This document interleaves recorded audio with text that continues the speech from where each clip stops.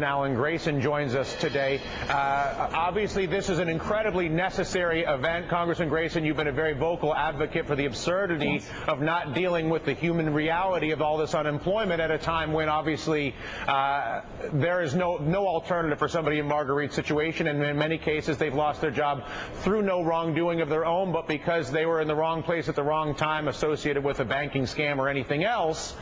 But what can you do beyond these Band-Aids, and what can the Congress do beyond these Band-Aids to help people like Marguerite?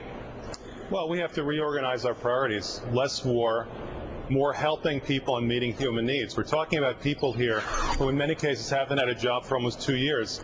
These are people who last had a job when my 5-year-olds were 3. And they're suffering. Some of them are living in cars. Some of them are eating cat food. This is America today. Why do we spend so much money on war when we supposedly find it difficult to find the money to help these people in such dire need? Yeah, and go ahead. Well, this is an American tragedy in the making. These are people who have these are the people who Jesse Jackson have called the dispossessed, the despised, and the damned. The people who fall through the cracks. And now there's millions of them. What and the else Republicans keep pushing this line that they're all welfare queens and welfare kings. These things they've been saying for 30 years now.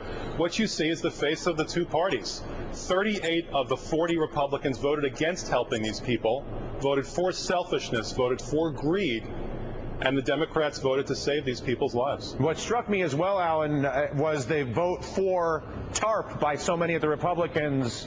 The banksters have revealed themselves once again today by voting for TARP and the giveaways for the wealthy when the banking system was inside out, and voting against these benefits.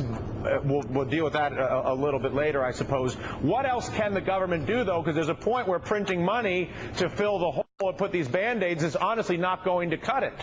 No, but that's not the issue, and that was never the issue. The issue is, are you going to help people in need, or are you going to swat them down further? The amount of money that we're talking about here is 1/50th as much as the Republican tax cuts for the rich. But the Republicans had no difficulty voting for that virtually unanimously, and now they vote virtually unanimously against helping people in need. They just don't seem to understand that a decent society is one that clothes the naked, that feeds the hungry, and that shelters the homeless. That's what a decent society does. They just don't seem to understand. Congressman, what would you tell Marguerite or anybody in her situation? I would tell her this: don't give up hope. Don't give up hope. Keep trying. Keep trying and looking for that job, looking for that opportunity, looking for a way to change your life, because every day people do find a way to do it. So don't give up. Keep fighting. Marguerite, what do you think about that? Oh, I haven't given up on the hopey, changey that the country voted for in 2008. And I just plod away every day. I think that I'm getting closer. Maybe the next one will be the one. And I just keep going. You have to pick yourself up, dust yourself off, and keep going. That's right. Keep hope. Keep hope.